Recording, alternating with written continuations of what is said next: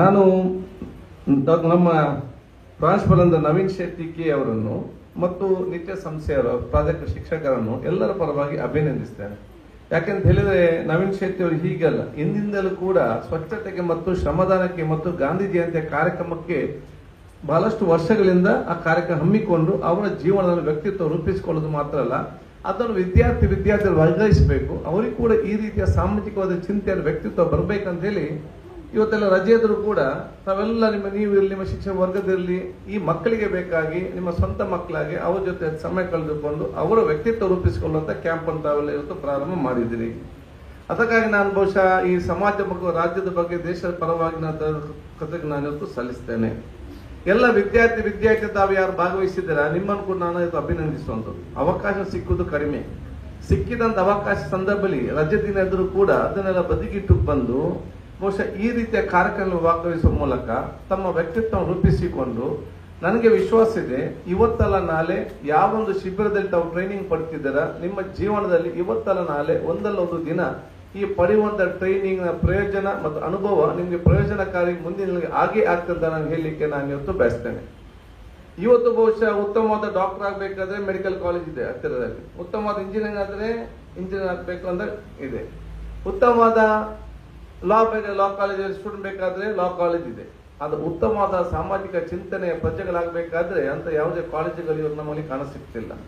ಉತ್ತಮವಾದ ಸತ್ಪ್ರಜೆಯಾಗಿ ನೀವು ನಿಮ್ಮ ತಂದೆ ತಾಯಂದಿರ ಆಸ್ತಿ ಮತ್ತು ತಂದೆ ತಾಯಂದಿರ ಸಂಪತ್ತಿನ ಜೊತೆಯಲ್ಲಿ ಈ ಸಮಾಜ ಮತ್ತು ದೇಶ ಸಂಪತ್ತಾಗಬೇಕಾದ್ರೆ ಅದು ಈ ರೀತಿಯ NSS ಟ್ರೈನಿಂಗ್ ಅತಿ ಅಗತ್ಯ ಅಂತ ನಾನು ಹೇಳಲಿಕ್ಕೆ ನಾನು ಇವತ್ತು ಬಯಸ್ತೇನೆ. SDM ಲಾ ಕಾಲೇಜಿನಲ್ಲಿ ನಾನು ನನ್ನ ಲಾ ಮುಗಿಸಿ ನಾನು ಹೊರಗೆ ಬರೋ ಸಂದರ್ಭದಲ್ಲಿ, ನನ್ನ ಗೇಟ್ ಇಂದ ಹೊರಗೆ ಬರೋ ಸಂದರ್ಭದಲ್ಲಿ ನನ್ನ ಕೈಯಲ್ಲಿ SDM ಲಾ ಕಾಲೇಜ್ ಪಡೆದಂತ ನಮ್ಮ ಲಾ ಸರ್ಟಿಫಿಕೇಟ್ ಮಾತ್ರ ಅಲ್ಲ, ಒಂದು ಕೈಯಲ್ಲಿ ನನ್ನಲ್ಲಿ ಲಾ ಸರ್ಟಿಫಿಕೇಟ್ ಇದ್ರೆ ಇನ್ನೊಂದು ಕೈಯಲ್ಲಿ ಬೆಸ್ಟ್ NSS ವಾಲಿಯಂಟರ್ ಎಂಬ ಸರ್ಟಿಫಿಕೇಟ್ ಕೂಡ ಇತ್ತ ಹೇಳಲಿಕ್ಕೆ ನಾನು ಬಯಸ್ತೇನೆ. ಅದೇ ಬಹುಶಃ ನಮ್ಮ ಇವತ್ತು ಸಮಾಜದಲ್ಲಿ ಅತ್ಯಂತ ಯಶಸ್ವಿ ಆಗಲಿಕ್ಕೆ ಮತ್ತು ಬರುವ ಎಲ್ಲ ಜಂಜಾಟಗಳನ್ನು ತಾಳ್ಮೆಯಿಂದ ಎದುರಿಸಲಿಕ್ಕೆ ಮತ್ತು ಇನ್ನೊಬ್ಬರು ಯಾವ ರೀತಿ ಸಹಕಾರ ಆಗ್ಬೇಕು ಮನೋಭಾವ ಬರಲಿಕ್ಕೆ NSS ನ ಟ್ರೈನಿಂಗ್ ಕೂಡ ಅತಿ ಅಗತ್ಯತೆ ಮೂಲಕ ಇವತ್ತು ನನ್ನ ವ್ಯಕ್ತಿತ್ವದಲ್ಲಿ ನನಗೆ ಪ್ರಯೋಜನ ಆಗಿದೆ ಅಂತ ನಾನು ಹೇಳಲಿಕ್ಕೆ ನಾನು ಇವತ್ತು ಬಯಸುವಂಥದ್ದು. ಆದ ಕಾರಣ ಇವತ್ತಿನ ಕ್ಯಾಂಪ್ ಎಷ್ಟು ದಿವಸದ ಕ್ಯಾಂಪ್ ಇದು? 7 days ಕ್ಯಾಂಪ್. ಇವತ್ತೇ ಕ್ಯಾಂಪಿನಲ್ಲಿ ಕೆಲವೊಬ್ಬರು ಆಸಕ್ತಿಯಿಂದ ಬರ್ಬೋದು ವಿದ್ಯಾರ್ಥಿನಿಯರು, ಏನಂತ ಹೇಳಿದ್ರೆ NSS ಕಾಲೇಜ್ ಇದ್ದು ಅಂತ. ಇನ್ನು ಕೆಲವರೇ ನನ್ನ ಮಿತ್ರ ಬಂದಿದ್ದಾನೆ ನಾನು ಕೂಡ ಹೋಗ್ತೇನೆ ಅಂತ ಹೇಳಿ ಆ ರೀತಿ ಬಂದವರು ಕೂಡ ಇದ್ದಾರೆ. ಇನ್ನು ಕೆಲವರಿಗೆ ಬಂದ ಅಂತ ಹೇಳಿದ್ರೆ ನಾವು ಹೋಗ ಮಾಸ್ಟರ್ಗೆ ಟೀಚರ್ ಸ್ವಲ್ಪ ಖುಷಿ ಆಗ್ಲಿ, ಸ್ವಲ್ಪ ಗ್ರೇಸ್ ಮಾರ್ಕ್ ಮಾಡಿದ್ರೆ ಮಾಡ್ಲಿ, ಇವರು ಸ್ವಲ್ಪ ಸಮಾಧಾನ ಮಾಡ್ಲಿಕ್ಕೆ ಕೂಡ ಬಂದವರು ಕೂಡ ಇವತ್ತಿದ್ದಾರೆ, ಇಲ್ಲ ಅಂತಲ್ಲ. ನೀವು ಯಾವುದೇ ರೀತಿಯಿಂದ ಆಲೋಚನೆ ಬಂದಿದ್ರು ಕೂಡ ಇಲ್ಲಿ ಬಂದ ನಂತರ ಕೊಡುವಂತ ಟ್ರೈನಿಂಗ್ ಅನ್ನು ಸಕ್ರಿಯವಾಗಿ ಭಾಗವಹಿಸಿ. ಬಹುಶಃ ನೀವು ಎಲ್ಲಿ ಹೋಗ್ಬೇಕು, ಊರಿಗೆ ಹೋಗ್ಕೊಂಡು ಏನಿನ ಕೆಲಸ ಮಾಡ್ಬೇಕಾ ಎಲ್ಲ ಕೂಡ ಸಕ್ರಿಯವಾಗಿ ಕೆಲಸ ಮಾಡಿ, ಮತ್ತೆ ನಿಮ್ಗೆ ಅವಕಾಶ ಸಿಕ್ಕುದಿಲ್ಲ.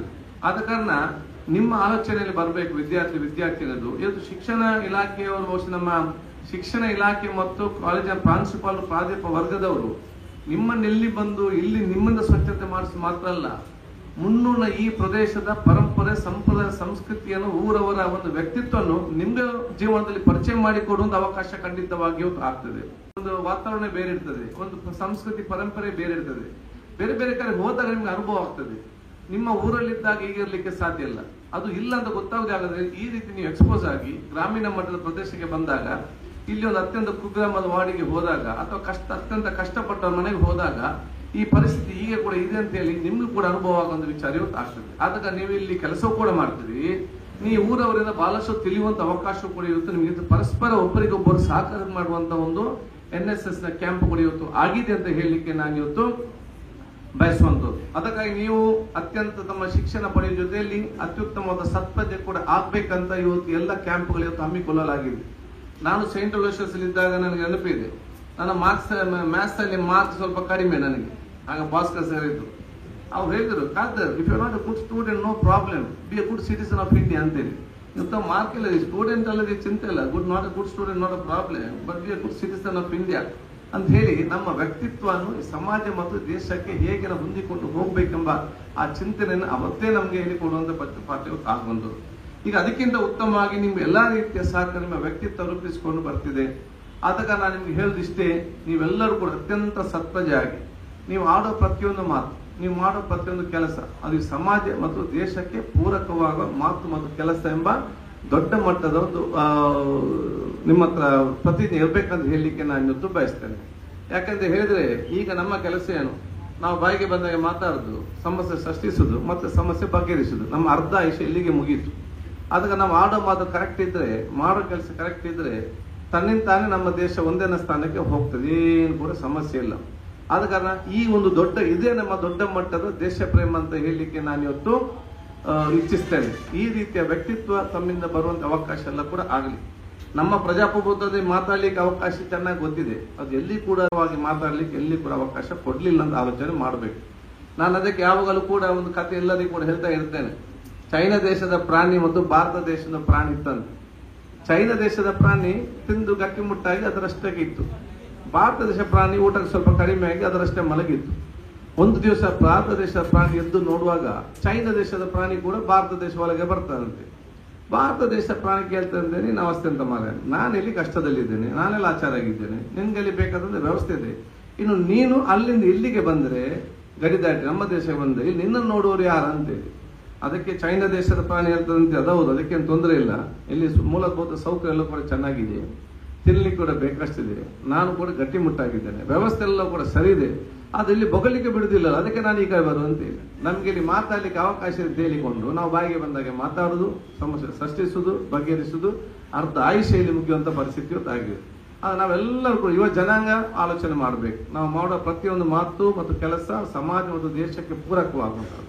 ನಿಮಗೆ NSS ನೀವು ಟ್ರೈನ್ ವಾಲಂಟಿಯರ್ಸ್ ಆಗಿದ್ದೀರಿ, you are not ordinary, you are extraordinary. ಯಾಕೆ ನಿಮಗೆ ಟ್ರೈನಿಂಗ್ ಸಿಕ್ಕಿದೆ. ಸೊ ಇಲ್ಲಿಂದ ನೀವು ಹೊರಗೆ ಹೋದ ಸಂದರ್ಭದಲ್ಲಿ ನಿಮ್ಮನ್ನು ನೋಡಬೇಕು, ಬೇರೆ ವಿದ್ಯಾರ್ಥಿಗಳು ಏನು ಸ್ಪೆಷಲ್ ಆಗಿದ್ದಾರೆ, ಇವ್ರ ನಾಯಕತ್ವದ ಗುಣ ಬೇರೆ, ಇವ್ರ ವ್ಯಕ್ತಿತ್ವ ಬೇರೆ. ಯಾಕಂದ್ರೆ NSS ಟ್ರೈನಿಂಗ್ ಪಡೆದವರಾದ ಕಾರಣ ನಿಮ್ಗೆ ಸ್ವಲ್ಪ ಎಕ್ಸ್ಟ್ರಾ ಟ್ರೈನಿಂಗ್ ಆಗಿದೆ. ಅವರು ಆರ್ಡಿನರಿ ಮಕ್ಕಳಾಗಿದ್ದಾರೆ, ಇವ್ರು ಎಕ್ಸ್ಟ್ರಾರ್ಡಿನರಿ, ನೀವು ಸ್ಟೂಡೆಂಟ್ ಆಗಿದ್ದೀರಿ. So you have to be the part of the solution ಅಂತ ಹೇಳಲಿಕ್ಕೆ ಬಯಸ್ತೇನೆ. ಕ್ಯಾಂಪಸ್ ಅಲ್ಲಿ ಬರ್ಬೋದು, ನಿಮ್ಮ ಮನೆಯಲ್ಲಿ ಬರ್ಬೋದು, ನಿಮ್ಮ ಊರಲ್ಲಿ ಬರ್ಬೋದು. ಯಾವುದೇ ಸಮಸ್ಯೆ ಬಂದಾಗಲೂ ಕೂಡ ಆ ಸಮಸ್ಯೆಯನ್ನು ಬಗೆಹರಿಸುವಂತ ವ್ಯಕ್ತಿತ್ವ ನಿಮ್ದು ಆಗ್ಬೇಕು. ಇನ್ನು ಸಮಸ್ಯೆಯಲ್ಲಿ ಸಮಸ್ಯೆ ಸೃಷ್ಟಿಸುವಂತ ವ್ಯಕ್ತಿತ್ವ ನಿಮ್ದು ಆಗ್ಬಾರ್ದು. ಅದು ನಮ್ಮ ಯುವ ಜನ ಮನೋಭಾವಕ್ಕೆ ಬರಬೇಕು. ಇಷ್ಟು constructive mind, not a destructive mind. ಯಾವಾಗಲೂ ಕೂಡ ಒಂದು ಮನಸ್ಸು ಮತ್ತು ಇದು ಬಹುಶಃ ಕನ್ಸ್ಟ್ರಕ್ಟಿವ್ ಆಗಬಹುದು ನಿಲ್ಲುವಂತ ವಿಚಾರ ಇವತ್ತು ಆಗುವಂತ ಅವಕಾಶ ಆಗ್ಬೇಕಾಗ್ತದೆ.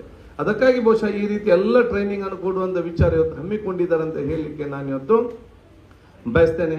NSSಗೆ ಸಂಬಂಧಪಟ್ಟ ಹಾಗೆ, ವಿದ್ಯಾರ್ಥಿಗೆ ಸಂಬಂಧಪಟ್ಟ ಹಾಗೆ ಬಹಳಷ್ಟು ಹೊತ್ತು ಮಾತಾಡಬಹುದು. ದೀರ್ಘವಾಗಿ ನಾನು ಮಾತಾಡಲಿಕ್ಕೆ ಹೋಗುದಿಲ್ಲ. ನವೀನ್ ಶೆಟ್ಟಿ ಅವರನ್ನು ಯಾವಾಗಲೂ ಕೂಡ ಕರೀತಾರೆ, ಎಲ್ಲಾ ಕಾರ್ಯಕ್ರಮ ಕೂಡ ಕರೀತಾರೆ. ಈ ಸಲ ಕೂಡ ಕರೆದಿದ್ದಾರೆ. ಕರೆದದ್ದು ಯಾಕೆ ಜಾಸ್ತಿ? ಒಂದು, ನಾನು ಶಾಸಕನಾಗಿದ್ದೇನೆ, ಅವರ ಮಿತ್ರನಾಗಿದ್ದೇನೆ. ನಾನು ಈ ರಾಜ್ಯದ 4 ಇಲಾಖೆ ಸಚಿವನಾಗಿದ್ದೇನೆ, ಹಿಂದೆ ಮಾಜಿ ಸಚಿವನಾಗಿದ್ದೇನೆ. ಬಹುಶಃ ಪ್ರತಿಪಕ್ಷ ಇದ್ದಾಗ ನಾನು ಸಿದ್ದರಾಮಯ್ಯನ ಉಪನಾಯಕನಾಗಿ ನಾನು ಕೆಲಸ ಮಾಡಿದ್ದೇನೆ. ಈಗ ನಾನು ರಾಜ್ಯದ ವಿಧಾನಸಭೆಯ ಸಭಾಧ್ಯಕ್ಷನಾಗಿ ಇದ್ದೇನೆ. ಅದಕ್ಕಿಂತ ಜಾಸ್ತಿ ನಾನು ಯಾಕೆ ನಿಮ್ಮ ಮುಂದೆ ತಂದು ನಿಲ್ಲಿಸಿದ್ದಾರೆ? ಒಂದು NSS, ಎರಡನೇದೇನಿದೆ, ಬಹುಶಃ 15-20-25 ವರ್ಷಗಳ ಹಿಂದೆ ನಿಮ್ಮಾಗೆ ನಾನು ಕೂಡ ಬೇರೆ NSS ಕ್ಯಾಂಪ್ ಅಲ್ಲಿ ಭಾಗವಹಿಸಿಕೊಂಡು, ನಿಮ್ಮಾಗೆ ನಾನು ಕೂಡ ಲಾಸ್ಟ್ ಸೀಟಲ್ಲಿ ಕೂತ್ಕೊಂಡು ಬೇರೆಯವರ ಮಾತನ್ನು ನಾನು ಕೇಳ್ತಾ ಇದ್ದೆ. ನಾನು NSS ವಾಲಂಟಿಯರ್ ಇದ್ದಾಗ 20-25 ವರ್ಷಗಳ ಹಿಂದೆ ಆ ಲಾಸ್ಟ್ ಸೀಟಲ್ಲಿ ಕೂತ್ಕೊಂಡ UT ಖಾದರ್ ಇವತ್ತು ರಾಜ್ಯದ ವಿಧಾನಸಭೆಯ ಸಭಾಧ್ಯಕ್ಷರನ್ನು ಕೂತ್ಕೊಳ್ಳೋದಾದ್ರೆ ಅದು UT ಖಾದರ್ ಮಾತ್ರ ಅಲ್ಲ, ನಿಮ್ಗೆಲ್ಲರಿಗೂ ದೇವರು ಶಕ್ತಿ ಕೊಟ್ಟಿದ್ದಾನೆ. ಅದಕ್ಕಾಗಿ ನೀವು ನಮ್ಮನ್ನು ನೋಡಿ ಖುಷಿ ಪಡೋದಿಲ್ಲ. ನಮ್ಗಿಂತ ದೊಡ್ಡ ಜನ ಹೇಗೆ ಆಗ್ಬೇಕಂತೇಳಿ ನೀವು ಈಗಲೇ ಪ್ಲಾನ್ ಮಾಡಿಕೊಂಡು ಹೋಗ್ಬೇಕು. ಸೊ ನಮ್ಗಿಂತ ದೊಡ್ಡ ಜನ ಆಗ್ಬೇಕಂತೇಳಿ ನಮ್ಮೆಲ್ಲ ವೇದಿಕೆ ಮೇಲಿದ್ದವರು ದೊಡ್ಡ ಆಶೆ ಅಂತ ಹೇಳಿಕ್ಕೆ ನಾನು ಇವತ್ತು ಬಯಸ್ತೇನೆ. ಆ ಕನಸು ನಿಮ್ಮ ಹತ್ರ ಬರುವಂತ ಅವಕಾಶ ಆಗ್ಬೇಕು. ಮತ್ತೆ ಯಾವ್ದಾದ್ರು ಕನಸು ಕಂಡು ಹೋಗಿ ನಿದ್ದೆ ಮಾಡಿದರೆ ಅದು ನಿಜವಾದ ಕನಸಲ್ಲ ಅಂತೆ.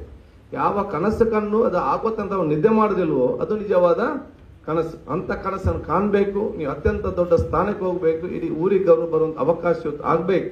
ಎಲ್ಲ ಬಹುಶಃ ನಾವು ಸೌಹಾರ್ದತೆ, ಪ್ರೀತಿ, ವಿಶ್ವಾಸ, ಸೋದರತೆ ಜೊತೆಯಾಗಿ ಈ ಸಮಾಜವನ್ನು, ದೇಶವನ್ನು ಕಟ್ಟುವಂತ ಕೆಲಸ ಪ್ರತಿಯೊಬ್ಬರು ಕೂಡ ಆಗಲಿ ಅಂತ ಹೇಳಿಕೊಳ್ತಾ, ಬಹುಶಃ ನಾನೆಲ್ಲ ವಿದ್ಯಾರ್ಥಿ ಹೇಳಿದೆ, ಭಾರತ ದೇಶ ನೀವು ವಿಶ್ವದ ಯಾವುದೇ ದೇಶ ಉದೋಗ ಸಿಗ್ಲಿಕ್ಕೆ ಸಾಧ್ಯ ಇಲ್ಲ. ಯಾಕೆಂದ್ರೆ ಸ್ಟೂಡೆಂಟ್ಸ್ಗೆ ಮೈಂಡ್ ಅಲ್ಲಿ ಏನಾಗಿದೆ, ಪ್ರಯೋಜನ ಇಲ್ಲ ಅಂತ ಹೇಳಿ ಪಾಸ್ಪೋರ್ಟ್ ಮಾಡುದು ಹೋಡುದು ಫಾರಿನ್ಗೆ, ಮತ್ತೆ ಅಲ್ಲಿಗೆ ಫೋನ್ ಮಾಡಿ ಕೂಗುದು ನಂಬಲ್ಲಿ ಕಷ್ಟ ₹50,000 ಅಂತ ಹೇಳಿ. ಅಂದ್ರೆ ಅಲ್ಲಿಗೆ ಹೋದ ನಂತರ ನಿಮಗೆ ಗೊತ್ತಾಗುದು ಪರಿಸ್ಥಿತಿ, ಅಲ್ಲಿ ನನಗೆ ನಿಮ್ಗೆ ಗೊತ್ತಾಗುದಿಲ್ಲ. ನನ್ನಲ್ಲಿ ಒಬ್ಬ ಇದ್ದ, ನಾನು ಹಾಗೆ ಫಾರಿನ್ ಹೋದ, ನಾನೊಮ್ಮೆ ಫಾರಿನ್ ಹೋದೆ, ನೋಡಿ 7 ಗಂಟೆಗೆ ಓಡಾಡ್ತೇನೆ ಆಫೀಸ್ಗೆ. ಏನು ಅಲ್ಲ ಮರಿ, ನೀನು ಇಷ್ಟು ಇಲ್ಲಿ 7 ಗಂಟೆಗೆಲ್ಲ, ಅಲ್ಲಿ 10 ಗಂಟೆ ಆದ್ರೆ ಏನು ಉದಾಸೀನ, ಇಲ್ಲಿ ಆದ್ರೆ ನೀನು 6 ಇಲ್ಲಿ 7 ಗಂಟೆ, ನೀನು ದೇಶದಲ್ಲಿ 8 ಗಂಟೆ ಹೊರಟಿದ್ರೆ ಇದಕ್ಕಿಂತ ಜಾಸ್ತಿ ಸಂಬಳ ಸಿಕ್ತಿತ್ತು, ಸವಲತ್ತು ಕೂಡ ಸಿಗ್ತದೆ. ಅಲ್ಲಿ ಎಷ್ಟು ನಮ್ಮವರು ಅಲ್ಲಿ ಹೋಗಿ ಎಷ್ಟು ಕೆಲಸ ಮಾಡ್ತಾರೆ, ಅದಕ್ಕಿಂತ ಜಾಸ್ತಿ ಇಲ್ಲಿ ಕೆಲಸ ಮಾಡಿದ್ರೆ, ಅಷ್ಟೇ ಕೆಲಸ ಮಾಡಿದ್ರೆ ಅದಕ್ಕಿಂತ ಜಾಸ್ತಿ ಸಂಬಳ ಮತ್ತು ವೇತನ ಸಿಕ್ಕುವ ಅವಕಾಶ ಎಲ್ಲೋ ಕೂಡ ಇವತ್ತು ಇರುವಂತ ಅವಕಾಶ ಆಗ್ತದೆ. ಒಂದೊಬ್ಬರು ಮಿತ್ರ ನೋಡ್ತೇವೆ 3 ಲಕ್ಷ 4 ಸಂಬಳ ಅಂತೆ. ಇಲ್ಲಿ ಎಷ್ಟೋ ಜನ 10 ಲಕ್ಷ ಸಂಬಳದವರು ನಮ್ಮ ದೇಶದಲ್ಲಿ ಬೇರೆ ಬೇರೆ ಫೀಲ್ಡ್ ಅಲ್ಲಿ 10 ಲಕ್ಷ ತಿಂಗಳಿಗೆ ತಕೊಂಡು ಬಹಳಷ್ಟು ಜನ ಕೂಡ ಇವತ್ತಿದ್ದಾರೆ. ಆದ್ರೆ ನಮ್ದು ಏನಾಗಿದೆ ಅಂತ ಹೇಳಿದ್ರೆ, ಈ ನಮ್ಮ ದೇಶದಲ್ಲಿ ಕೂಡ ಸಿಕ್ಲಿಕ್ಕಿಲ್ಲ ಎಂಬ ಆತ್ಮವಿಶ್ವಾಸ ನಮ್ಗೆಲ್ಲರಿಗೂ ಕೂಡ ಬೇಕು. ಪ್ರಾಮಾಣಿಕ ಮತ್ತು ಬದ್ಧತೆಯಿಂದ ಕೆಲಸ ಮಾಡಿದ್ರೆ ಬಹುಶಃ ನಮ್ಮ ದೇಶದಲ್ಲಿ ಸರ್ವರಿಗೂ ಕೂಡ ಅವಕಾಶ ಇದೆ ಅಂತ ಹೇಳಿಕೊಂಡು ಹಲವಾರು ಉದಾಹರಣೆಗಳು ನಮ್ಮ ಕಣ್ಣ ಮುಂದೆ ಇವತ್ತು ಕಾಣಲಿಕ್ಕೆ, ನಿಮ್ಗೆ ಈ ರೀತಿ ಕ್ಯಾಂಪ್ ಅಲ್ಲಿ ಬೇರೆ ಬೇರೆ ಕಡೆ ಹೋದಾಗ ನಿಮ್ಮ ಕಣ್ಣ ಮುಂದೆ ಇವತ್ತು ಕಾಣಲಿಕ್ಕೆ ಸಿಕ್ಕುವಂತ ಅವಕಾಶ ಖಂಡಿತವಾಗಿ ಇವತ್ತು ಆಗ್ತದೆ. ಆದ ಕಾರಣ ನಿಮ್ಗೆ ಯಾಕೆ ನಾನು ಬಹುಶಃ ನ್ಯೂಯಾರ್ಕ್ ಅಲ್ಲಿ ಹೋದಾಗ ಮೊನ್ನೆ ಹೇಳಿದೆ ನಾನು, ಇವು ಅಮೆರಿಕನ್ಸ್ ಅಮೆರಿಕ ಅದು ರೆವೆನ್ಯೂ ಮತ್ತು ಟ್ಯಾಕ್ಸ್ ಅಲ್ಲಿ ನಡೀತಾರೆ. ನೀವು ನಮ್ಗಿಂತ ಟೆನ್ಷನ್ ಅಲ್ಲಿ ಅವರು ಇದ್ದಾರೆ ಅಲ್ಲಿ ನೋಡುವಾಗ, ಅಲ್ಲಿ ಇದ್ದವರು. ಆದ ಕಾರಣ ಅಲ್ಲಿ ನಾನು ಹೇಳಿದೆ, ನೀವು ದುಡ್ಡಿನಲ್ಲಿ ರೆವೆನ್ಯೂ ಮತ್ತು ಟ್ಯಾಕ್ಸ್ ಅಲ್ಲಿ ಒಬ್ಬ ಚಾ ಕುಡಿ ಒಂದು ಗೂಡ ಅಂಗಡಿ ಅವನು ಬಂದ್ರೆ ಅವನು ಬೆಳಿಗ್ಗೆ ತಕೊಂಡು ಹೋಗ್ಬೇಕು, ಸಂಜೆ ಹೋಗ್ಬೇಕು. ಎಷ್ಟು ದುಡ್ಡು ಕಟ್ತದೆ ಅಂತ ಕೇಳಿದೆ. ನ್ಯೂಯಾರ್ಕ್ ಕಾರ್ಪೊರೇಷನ್ಗೆ ಭಾರತ ದೇಶದ 50,000 ವಾರಕ್ಕೆ ಕಟ್ತಾನೆ. ನಾನು ಹೇಳಿದೆ, America runs on revenue and tax. ಅಲ್ಲಿ ದುಡ್ಡಿಲ್ಲದಿದ್ದು ಯಾರಿಗೂ ಬದುಕಲಿಕ್ಕೆ ಸಾಧ್ಯನೇ ಇಲ್ಲ. ಭಾರತ ದೇಶ ಅದು ಮಾನವೀಯತೆ ಮತ್ತು ಕರುಣೆಯಲ್ಲಿ ನಡೆಯುವಂತ ದೇಶ ಆಗಿದೆ ಅಂತ ಹೇಳಲಿಕ್ಕೆ ನಾನು ಬಯಸ್ಕೊಂಡು. ಯಾಕೆ ಯಾವ್ದೊಬ್ಬರು ಬರ್ತಾನೆ, ನಾನು ಬಹಳ ಕಷ್ಟದಿದ್ದೆ, ನನಗೊಂದು ಗೂಡಂಗಡಿ ಗೊತ್ತಿದೆ, ನಾನು ಗೂಡಂಗಡಿಲಿಗೆ ಅವಕಾಶ ಮಾಡಿ ಕೊಡಿ ಅಂತೇಳಿ ನಾವು ಆಯ್ತು ಅಂತ ಹೇಳ್ತೇವೆ ಮಾನವೀಯ. ಅವನು ನಡು ರಸ್ತೆಯಲ್ಲಿ ಇರ್ತಾನೆ ಉಪದ್ರವ ಮಾಡೋದು. ನಮ್ಗೆ ಅದು ತೆಗಿಲಿಕ್ಕೆ ಮನಸ್ಸು ಬರುದು. ಯಾಕೆ ಅವನ ಬಗ್ಗೆ, ಅವನ ಮಕ್ಕಳ ಬಗ್ಗೆ, ಅವನ ತಂದೆ ಬಗ್ಗೆ ಆಲೋಚನೆ ಮಾಡಿಕೊಂಡು ಯಾರಿಗೂ ತೆಗಿಲಿಕ್ಕೆ ಮನಸ್ಸು ಈ ರೀತಿ ನಡೆಯುವಂತ ದೇಶ ನಮ್ದು ಇವತ್ತು ಆಗಿದೆ ಅಂತ ಹೇಳಿ ಅದರ ಬಗ್ಗೆ ನಾವು ಅತ್ಯಂತ ಹೆಮ್ಮೆ ಪಡಿದ ಅವಕಾಶ ಆಗ್ಬೇಕು. ಬೇರೆ ದೇಶಕ್ಕೆ ಹೋದ್ರೆ ಅವ್ರಿಗೆ 2 ರಜೆ, 2 ಹಬ್ಬ. ಅವರಿಗೆ ನಮ್ಗೆ ಎಷ್ಟು ಹಬ್ಬ, ತಿಂಗಳಿಗೆ ಒಂದು ಹಬ್ಬ, ನಮ್ಗೆ ಎಷ್ಟು ಭಾಗವಹಿಸುವ ಅಲ್ಲಿ ಅದು ಇದೆ ಏನಿಲ್ಲ. ಬೆಳಿಗ್ಗೆ ಹೋಗಿ ಕೆಲಸ ಸಂಜೆ ರೂಮ್ ಕೂತು ಯಾವಾದ್ರು ವರ್ಷಕ್ಕೆ 2 ಹಬ್ಬಗಳು ಕಾರ್ಯಕ್ರಮ ಸಿಕ್ಕುದಲ್ಲದೆ ಬೇರೆ ಇರ್ತಕ್ಕ. ಅದಕ್ಕಾಗಿ ನಾವಿಲ್ಲಿ ನೀವು ಹೋದ್ರೆ ಜೀವ ಸಿಕ್ಕಿದಾಗ ಆಗ್ತದೆ ಅವ್ರಿಗೆ, ಯಾರಿಗೆ ನಮ್ಮ ಊರವರಿಗೆ. ಎಂತೆ ಅವರ ಇದೇ ಒಂದು ನರಕದ ಪರಿಸ್ಥಿತಿಯಲ್ಲಿ ಅವರು ಇರ್ತಾರೆ, ಮೈಂಡ್ ಸೆಟ್ ಅಲ್ಲಿ ಕೆಲಸ ಮಾಡಿಕೊಂಡಿರ್ಬೋದು. ನಮ್ಗೆ ಇಲ್ಲಿ ಎಷ್ಟು ಹಬ್ಬಗಳಿದೆ, ಎಷ್ಟು ಕಾರ್ಯಕ್ರಮಗಳಿದೆ, ತಿಂಗಳಿಗೆ ಒಂದು ಪ್ರೋಗ್ರಾಮ್, ಅದೇ ಏನಂತ ಯಾವ್ದು ಆಕ್ಟಿವಿಟಿ ಏನೋ ಒಂದು ಆಗ್ತಾ ಇರ್ತದೆ. ಅಂತದಲ್ಲಿ ಏನು ಕೂಡ ಇವತ್ತು ಆಗುವಂತ ವಿಚಾರ ಕೂಡ ಇಲ್ಲ. ಅದಕ್ಕೆ ಮಾತ್ರ ಅಲ್ಲ, ಬೇರೆ ವಿಚಾರ ತಿಳಿಸಬೇಕು. ನಿಮ್ಮ ಶಕ್ತಿ ಏನಿದೆ, ಮಾನವ ಸಂಪನ್ಮೂಲ ಏನಿದೆ, ಅದನ್ನು ಭಾರತ ದೇಶದಲ್ಲಿ ಅದನ್ನು ತನ್ನ ಎನರ್ಜಿಯನ್ನು ಈ ದೇಶಕ್ಕೆ ಕೊಡುವಂತ ದೊಡ್ಡ ಮಟ್ಟದ ವ್ಯವಸ್ಥೆಯಿಂದ ಆಗಲಿ ಅಂತ ನಾನು ಹೇಳಿಕೊಳ್ತಾ, ನೀವೆಲ್ಲರೂ ಕೂಡ ಬೇರೆ ಬೇರೆ ಆಲೋಚನೆ ಮಾಡಿಕೊಂಡು ಇಂಜಿನಿಯರ್ ಆಗಬೇಕು, ಡಾಕ್ಟರ್ ಆಗಬೇಕು, ಅಡ್ವೊಕೇಟ್, ಪೊಲೀಸ್ ಆಗಬೇಕು ಆಲೋಚನೆ ಮಾಡಿದಿರಿ. ಒಂದು ಉತ್ತಮವಾದ ರಾಜಕಾರಣಿ ಕೂಡ ಆಗ್ಬೇಕಂತ ನಾನು ನಿಮ್ಗೆಲ್ಲ ಹೇಳಲಿಕ್ಕೆ ನಾನು ಇವತ್ತು ಬಯಸ್ತೇನೆ. ಯಾಕಂತ ಹೇಳಿದ್ರೆ, ಒಬ್ಬ ಡಾಕ್ಟರ್ ಆದ್ರೆ ಡಾಕ್ಟರ್ ಫೀಲ್ಡ್ ಮಾತ್ರ ಇಂಪ್ರೂವ್ ಆಗ್ತದೆ, ಒಬ್ಬ ಇಂಜಿನಿಯರ್ ಆದ್ರೆ ಇಂಜಿನಿಯರಿಂಗ್ ಫೀಲ್ಡ್ ಮಾತ್ರ ಇಂಪ್ರೂವ್ ಆಗ್ತದೆ, ಒಬ್ಬ ಲೆಕ್ಚರ್ ಆದ್ರೆ ನಿಮ್ಮ ಶಾಲೆ ಮಾತ್ರ ಇಂಪ್ರೂವ್ ಆಗ್ತದೆ. ಒಬ್ಬ ಉತ್ತಮವಾದ ರಾಜಕಾರಣಿ ಬಂದ್ರೆ ಅವನು advocate field, engineer field, doctor field, advocate field, education field ಎಲ್ಲಾ ಫೀಲ್ಡ್ ಉದ್ಧಾರ ಮಾಡೋ ಶಕ್ತಿ ಇದ್ರೆ ಅದು ರಾಜಕಾರಣಿಗಳಿಗೆ ಮಾತ್ರ ಇದೆ ಅಂತ ಹೇಳಲಿಕ್ಕೆ ನಾನು ಇವತ್ತು ಬಯಸ್ತೇನೆ. ಅಂತ ಅತ್ಯುತ್ತಮವಾದ ರಾಜಕಾರಣಿ ಭವಿಷ್ಯಕ್ಕೆ ನಮ್ಮ ದೇಶಕ್ಕೆ ಅತಿ ಅಗತ್ಯ ಅಂತ ಹೇಳಲಿಕ್ಕೆ ನಾನು ಇವತ್ತು ಬಯಸುವಂತದ್ದು. ಅದಕ್ಕೆ ತಾವೆಲ್ಲರೂ ಕೂಡ ತಮ್ಮನ್ನು ತಾವು ತೋರಿಸಿಕೊಳ್ಳಿ, ಶಿಕ್ಷಣ ಜೊತೆಯಲ್ಲಿ ಸಾಮಾಜಿಕವಾದ ಚಿಂತನೆ ತೋರಿಸಿಕೊಂಡು ಅತ್ಯುತ್ತಮವಾದ ಸತ್ಪ್ರಜೆಯಾಗಿ ಕೊಲ್ತಾ ಮತ್ತೊಮ್ಮೆ ನಿಮ್ಗೆಲ್ಲ ಶುಭಾಶಯ ಸಲ್ಲಿಸಿಕೊಂಡು ನಿಮ್ಮೆಲ್ಲರ ಆಶೀರ್ವಾದ ಬೇಡಿಕೊಳ್ಳುತ್ತಾ ನಮ್ಮ ನವೀನ್ ಶೆಟ್ಟಿ ಅವರಿಗೆ ವೇದಿಕೆ ಎಲ್ಲ ನಮ್ಮ ಗಣ್ಯ ಅತಿಥಿಗಳಿಗೆ ನನ್ನ ಶುಭಾಶಯ ಸಲ್ಲಿಸಿ ನನ್ನ